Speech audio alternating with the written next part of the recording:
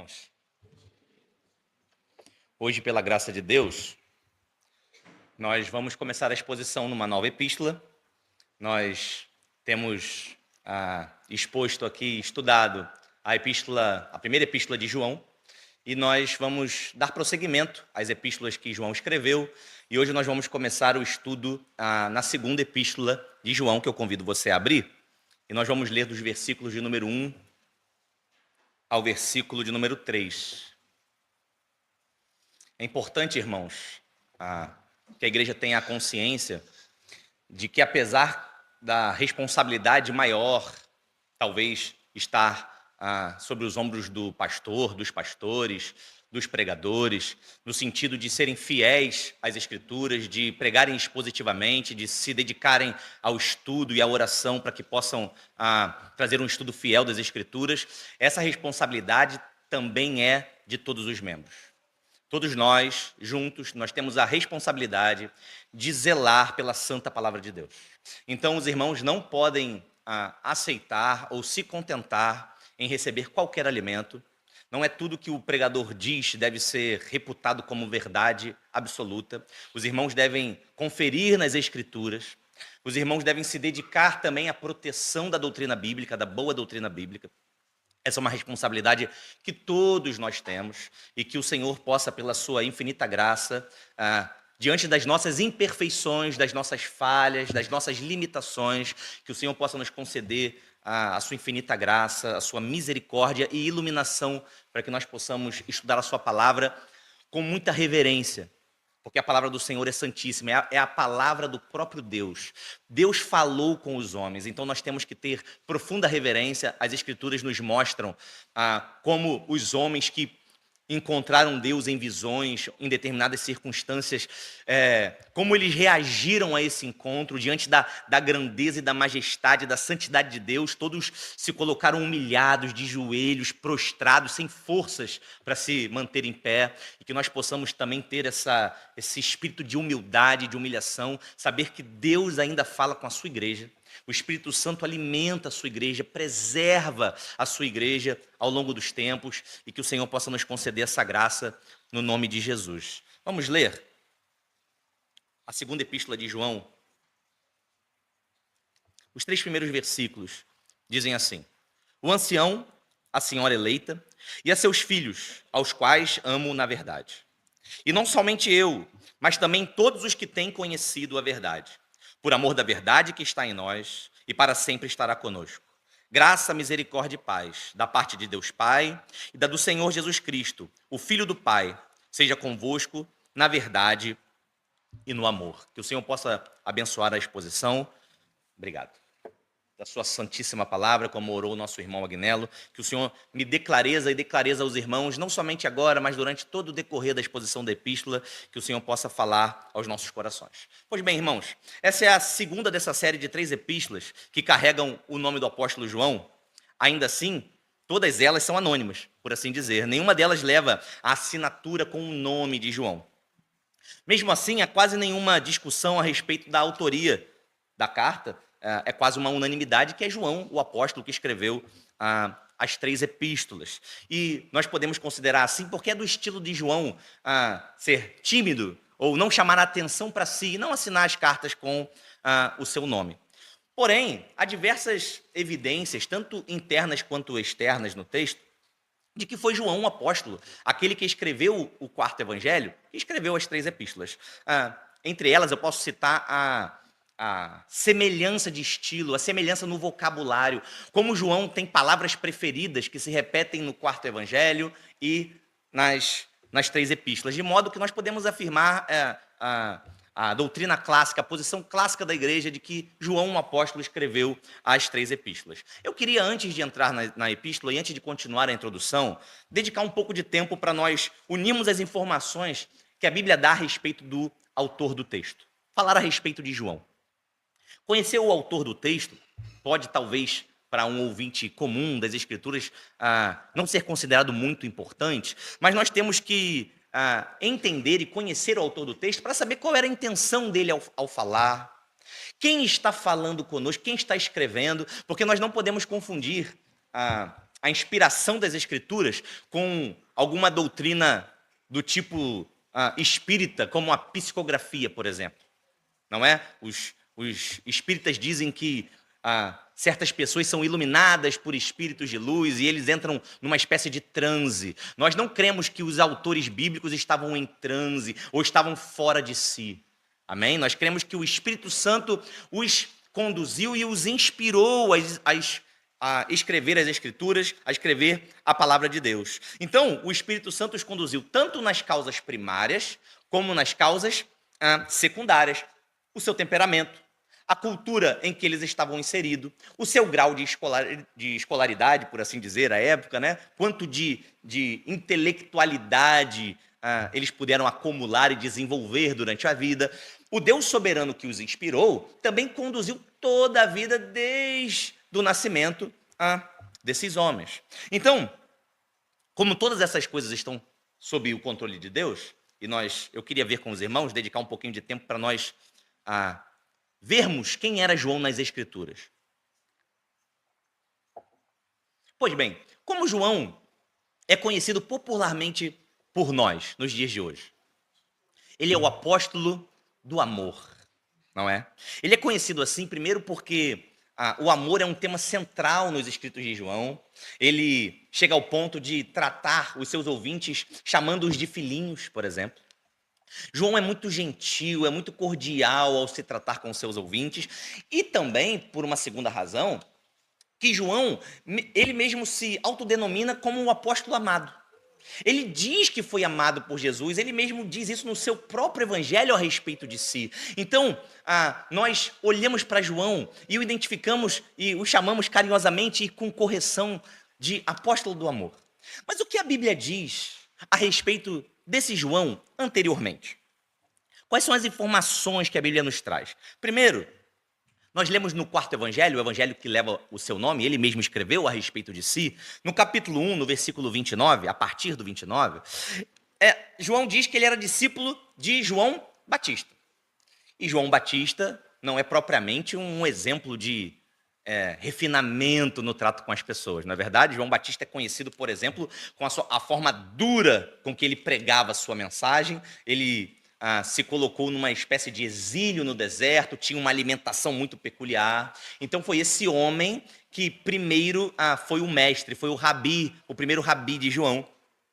Nós podemos ver também em Lucas, no capítulo 9, alguns traços da personalidade de João. No versículo 49 primeiro, Lucas 9, 49, João proíbe um homem de expulsar demônios em nome de Jesus, porque esse homem não andava com Jesus e com os discípulos. E Jesus o repreende. Além desse autoritarismo que ele demonstra no versículo de número 49, no mesmo capítulo 9 de Lucas, nós vemos no versículo 54, que ele demonstra ser irado e impulsivo, quando junto de Tiago, seu irmão, ele queria matar uma aldeia inteira de samaritanos, porque não recebeu a Jesus e aos seus discípulos. E Jesus, mais uma vez, o repreende e, obviamente, não permite que essa loucura aconteça. Por fim, em Mateus, no capítulo 20, também no versículo 20, nós vemos o orgulho e o egoísmo de João, quando ele se une à sua mãe e ao seu irmão, e vão até Jesus de forma petulante pedir: Senhor, quando o Senhor entrar no teu reino futuro, que eu, João e meu irmão Tiago, que nós possamos nos sentar, um à sua direita e outro à sua esquerda, falando basicamente como um louco.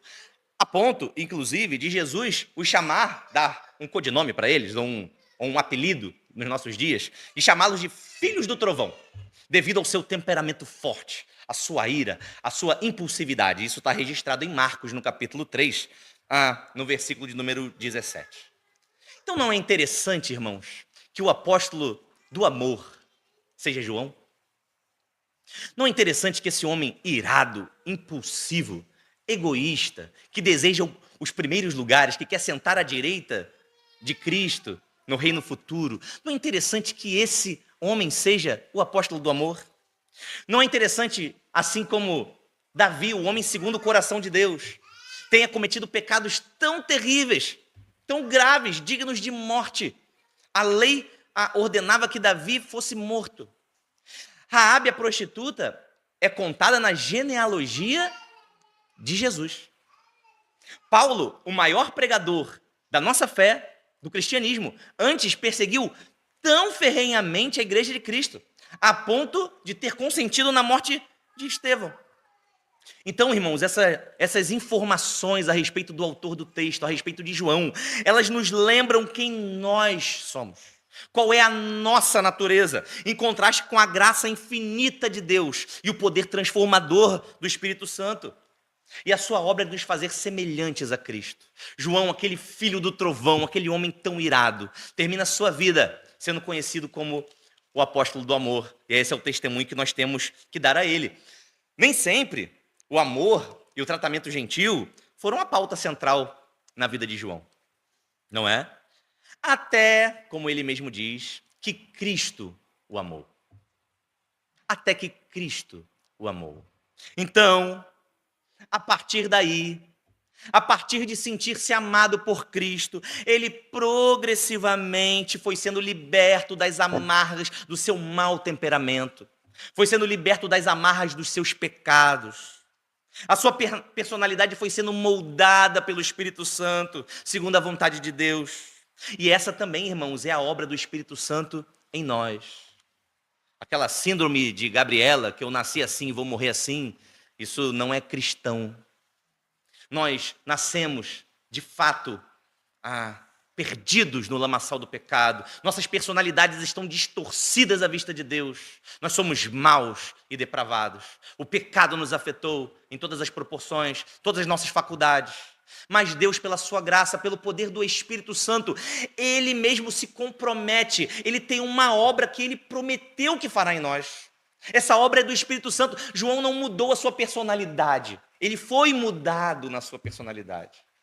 Ele nem mesmo se dedicou a mudar a sua personalidade. Ele não teria poder para fazê-lo. É o Espírito Santo operando em João a partir do momento em que ele se viu amado por Cristo, que o faz progressivamente ser liberto das amarras da sua má personalidade, do seu pecado. Que nós possamos, irmãos, orar para que o Senhor nos edifique dessa maneira e não nos escondamos atrás da nossa personalidade forte, ou da cultura em que fomos criados, ou de um lar desestruturado que talvez tivemos. Que nós saibamos que assim como Deus transformou João, Deus tem comprometimento em nos transformar.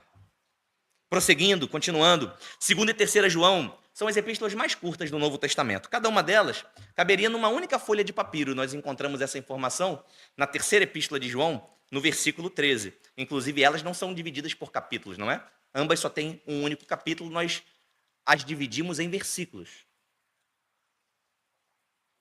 Alguns sugerem, inclusive, por serem tão pequenas, que 2ª João é apenas um apêndice, por assim dizer, da 1ª epístola. Mas se a 1ª epístola foi escrita por João para dar segurança da salvação para aqueles que creem em Jesus, a 2ª ela é uma defesa da verdade, que é Cristo.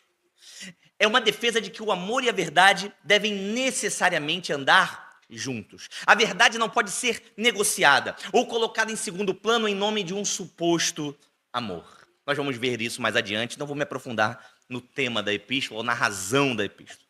Por fim, na nossa introdução à 2ª epístola, nós vamos falar de 2 assuntos em um de forma bem breve.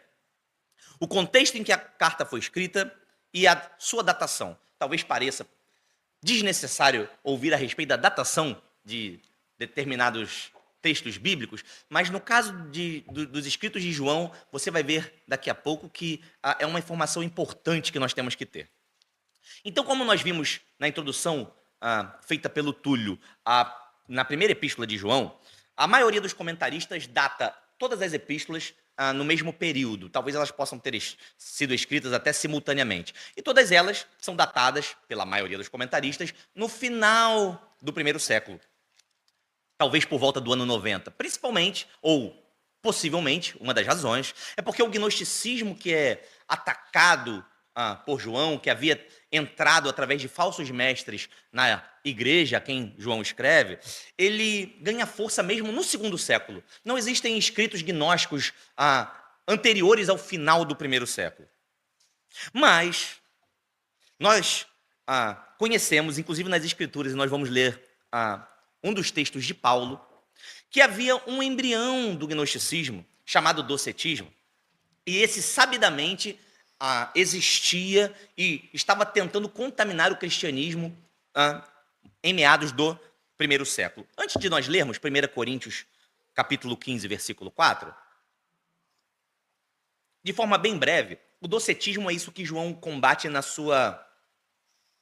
segunda epístola que nós lemos, no versículo 7. Ele diz assim: porque já muitos enganadores entraram no mundo, os quais não confessam que Jesus Cristo veio em carne. Então, de forma bem simplista e bem resumida, como diz a Rosana, né, falando a linguagem, falando o brasileirês, não é?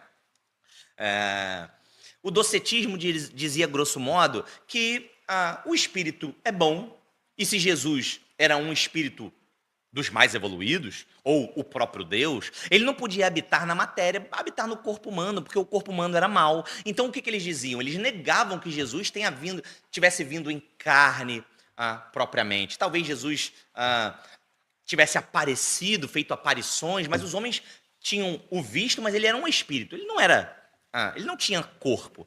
Porém, vamos ver o que Paulo diz em 1 Coríntios 15, 14, combatendo esse falso ensino.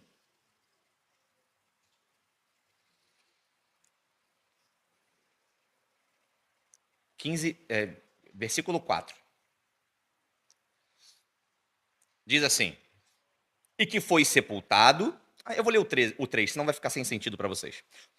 Porque primeiramente vos entreguei o que também recebi, que Cristo morreu por nossos pecados, segundo as Escrituras, e que foi sepultado, e que ressuscitou ao terceiro dia, segundo as Escrituras. Então, Paulo não se contenta em dizer que Cristo morreu e que Cristo ressuscitou, mas ele deixa claro ali que Cristo também foi sepultado. Para nós, parece que é desnecessário repetir que quem morre é sepultado. E, de fato, nos nossos dias, de forma geral, a não ser que aconteça algo muito excepcional, um acidente, por exemplo, onde não se acha o corpo, via de regra, todos que morrem são sepultados. Mas Paulo, justamente por identificar raízes dessa falsa doutrina, dessa heresia, do docetismo, que Jesus não poderia ter possuído um corpo porque ele era um espírito iluminado, Paulo faz questão de deixar claro que o corpo de Jesus recebeu todo o tratamento que era dispensado num funeral naqueles tempos. Por quê? O sepultamento naqueles dias envolvia você lavar o corpo, envolvia você enfaixar o corpo, envolvia você derramar perfumes e especiarias sobre o corpo. Então Paulo faz questão, em 1 Coríntios, de dizer que Cristo morreu, ele foi sepultado e ele ressuscitou. Então ele enfatiza que Cristo teve corpo, e que esse corpo recebeu o tratamento comum a todos os que morrem. E como João defende essa mesma verdade em suas epístolas, nós lemos agora no versículo 7, não é? Que aqueles que se introduzem com heresias, dizendo que Cristo não teve corpo, esses são falsos mestres. Você vê que aquilo que um está defendendo é o mesmo que o outro está defendendo. E 1 Coríntios foi escrita em meados do primeiro século, no ano provavelmente por volta do ano 55 depois de Cristo. Então, nós não devemos aceitar obrigatoriamente a datação da segunda epístola de João, de todas as epístolas, no final do século, por volta do ano 90, por causa dessa razão. Porque Paulo já estava defendendo a verdade do evangelho contra essas heresias no ano 55. E por que falar de datação dessa maneira? Por que defender ferrenhamente? Talvez seja importante, não que se a epístola de João fosse escrita no final do primeiro século, esse argumento perderia valor, não é isso? Mas é importante porque, quanto à interpretação preterista do Apocalipse, é mais fácil de nós encaixarmos os pensamentos de João. Por quê? Porque nós temos que considerar a possibilidade, como João trata nas suas epístolas também do tema do anticristo, nós temos que considerar as possibilidades das epístolas terem sido escritas antes da queda de Jerusalém, no ano 70. Tá? O que é bem possível. Nós não temos que nos filiar aos que pensam que a epístola foi escrita tardiamente, no final da vida de João, apenas por essa razão. Dito isso, encerrada a introdução, vamos começar no versículo de número 1 da epístola. Diz assim: o ancião, a senhora eleita e a seus filhos, aos quais amo na verdade. Então, João define o seu destinatário ou a sua destinatária como a senhora eleita. Ele não coloca o nome propriamente de quem ele se refere, a quem ele está escrevendo, a quem ele se refere. João, muito provavelmente, a maioria dos comentaristas infere assim, eu concordo com eles por diversas razões, que não há necessidade de explicarmos todas elas, porque é muito material, mas nós acreditamos que João está escrevendo a uma igreja local e aos seus membros. Essa igreja ele chama de senhora eleita. Algumas outras possibilidades, por exemplo, John MacArthur diz e acredita que João está escrevendo, sendo literal, ele está escrevendo para uma mulher e para os seus filhos. Mas João chamando o seu destinatário de senhora eleita, e se nós compreendermos dessa maneira, como é muito provável que fosse uma igreja local, talvez co-irmã à igreja de Éfeso, onde João era o bispo da igreja, era o presbítero da igreja, nós temos que perceber algumas informações no nome em que João dá ao seu destinatário. Quando João saúda o seu destinatário chamando de senhora eleita, primeiro nós temos que lembrar que não era incomum essa saudação entre os apóstolos. Paulo saudou assim a igreja dos Efésios e aos Tessalonicenses nas duas epístolas. O apóstolo Pedro também se dirigiu assim aos seus ouvintes no capítulo 1, no versículo 2. E essa informação é importante para nós definirmos o que é igreja.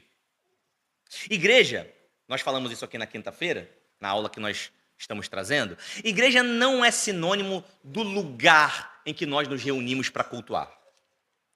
Essa é uma definição correta para a palavra, porém ela é uma definição secundária. Então, a igreja, na definição bíblica, é o corpo de pessoas que professam Jesus Cristo como Senhor, que tem um compromisso com Ele e que tem um compromisso umas com as outras, independente de onde elas se unem para cultuar. Então, nós podemos nos lembrar, por exemplo, que na época da Nova Inglaterra puritana, o edifício onde eles se reuniam era chamado de casa de reuniões. Quem passava por fora assim e via o lugar onde eles se reuniam, via apenas uma grande casa. Uma casa com um bom tamanho, onde pudesse reunir os fiéis, mas não tinha propriamente uma estrutura de igreja e nem era assim chamada, era chamado de casa de reuniões. Quando João chama a igreja a quem ele escreve de senhora eleita, o que João está dizendo e se referindo é que antes da fundação do mundo, Deus elegeu um povo e o deu a Cristo. E a esse povo a que Deus elegeu, ele deseja santificar. E uma das maneiras que Deus vai santificar os seus eleitos, a igreja eleita, é os unindo em comunidade. É fazendo com que a comunhão desses eleitos sirva para edificação dos mesmos. Então, veja, isso é importante. A igreja é eleita. Não é que nós escolhemos fazer parte da igreja. Não é que nós consideramos as possibilidades, nós olhamos as opções e sugerimos ou pensamos, decidimos que a melhor hipótese era vir para a igreja. Afinal, o mundo está muito mal. É muito perigoso criar um filho fora da igreja. A moralidade do mundo é muito baixa. Prefiro ter meu filho na igreja do que indo ao baile. Você já deve ter ouvido isso. Mas a igreja é eleita. Não é que nós escolhemos fazer parte da igreja. É que Cristo nos elegeu nele. É que Deus elegeu um povo e o deu a Cristo. A igreja pertence a Cristo. Ela foi eleita para Cristo. Cristo é o herdeiro dessa união de eleitos. Nenhum homem por si pode decidir e escolher se unir à igreja. Nós somos inimigos de Deus por natureza. Então você não está aqui porque você considerou as opções. Você não está aqui por nenhum mérito seu. Porque você sabiamente fez uma escolha, tomou uma decisão diferente daquela pessoa que talvez hoje não esteja entre nós e nunca estará. É porque Deus elegeu alguns e os deu a Cristo. Cristo é o herdeiro da igreja. Então perceba que nós não podemos desassociar o evangelho da igreja. Nós não podemos desassociar a obra de Cristo da igreja. Você já deve ter ouvido muito, no mundo isso é muito comum, algumas pessoas dizerem assim: olha, eu amo a obra redentora de Cristo. É tão bonito pensar que alguém puro, santo, um ser superior, tenha vindo ao mundo morrer por homens tão maus, para salvar a humanidade. Isso é bonito, eu admiro essa obra me inspira. Mas a igreja eu não amo tanto assim. A igreja é imperfeita, eu vejo na televisão tantos escândalos, eu já ouvi cada coisa a respeito da igreja. A igreja não é tão amável quanto Cristo é. Então as pessoas tentam desassociar o seu amor por Cristo, como se fosse possível amar a Cristo e não amar a sua igreja, que é a herança dele, que é o seu corpo, que é a sua noiva.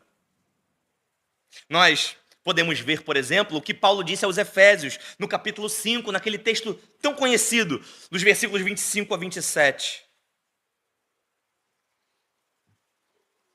Diz assim: vós, maridos, amai vossas mulheres, como também Cristo amou a igreja. Não um indivíduo somente. É claro que ele nos amou individualmente.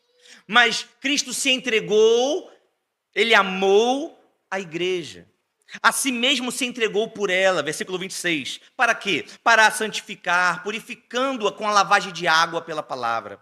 Para apresentar a si mesmo, igreja gloriosa, sem mácula, nem ruga, nem coisa semelhante, mas santa e irrepreensível. Então você vê, a obra redentora de Cristo foi por amor à igreja. Então você não pode fazer essas duas afirmações. Você não pode dizer que ama a obra redentora de Cristo e não amar a igreja. São contradições em si mesmo. A igreja é a herança que o Pai prometeu ao Filho. O Pai prometeu ao Filho uma criação redimida. Ele prometeu redimir a criação e entregar como herança ao Filho. E o Filho, pelo seu próprio sangue, fez essa obra. E o Espírito Santo nos convence do pecado, do juízo e da justiça e nos une num corpo, não num templo. Se essa igreja aqui se reunia talvez na casa de uma mulher, como é uma das teorias, e talvez João esteja escrevendo para a dona da casa onde a igreja se reúne, não importa. Não importa onde nós vamos nos reunir. É irrelevante se a igreja tem uma bela arquitetura ou não, se o som é bom ou não, se você concorda ou acha que deveria ter certas atividades ou não. O que importa é que Deus elegeu alguns homens para andar juntos, para ser igreja. Não é possível amar a Cristo e não amar a sua igreja. Nós vemos essa afirmação feita por João, no versículo 1. Olha como ele continua o texto que nós lemos. No próprio versículo 1 ele diz: o ancião, a igreja eleita, a senhora eleita e aos seus filhos, aos membros da igreja, aos quais o quê? Amo. Aos quais amo. João está falando, eu amo a igreja. E ele diz mais, depois da vírgula: e não somente eu, mas também todos os que têm conhecido a verdade. Quem conhece a verdade, ama a igreja. A verdade é Cristo. Quem não ama a igreja, não conhece a verdade. Quem disse é João. Pode haver pessoas que dizem que amam a Cristo e não amam a igreja. Elas não conhecem a Cristo. Elas não conhecem a verdade.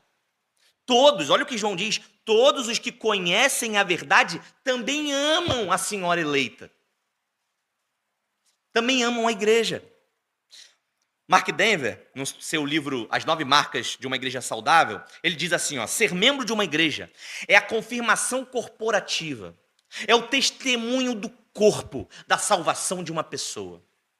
É o corpo de eleitos dando testemunho a respeito de que alguém foi salvo. Como eu posso dizer quando um membro morre e vai para Cristo, como eu posso dizer que ele foi salvo? Como no sepultamento nós dizemos, o irmão está com Cristo? Porque a igreja, o coletivo dos eleitos, dá esse testemunho a respeito das boas obras daquela pessoa. Como nós dizemos que Spurgeon foi salvo?